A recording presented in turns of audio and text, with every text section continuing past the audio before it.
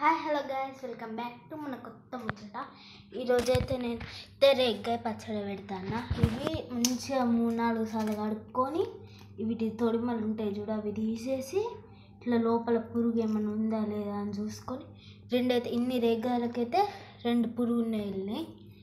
ఇదైతే అల్లం అంటుంది పండు మిరపకాయ, ఎండు మిరపకాయని ఉల్లిపాయ ఇట్లా ఈ సైజులో కట్ చేసుకొని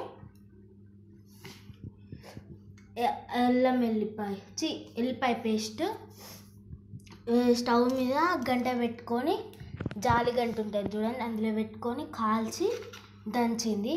ఇదేమో గరం మసాలా, ఇది ఉప్పు, కారం, పసుపు, అల్లం వెల్లిపాయ పేస్ట్, రేగి పండ్లు, ఈ తాలింపుకు పెట్టడానికి.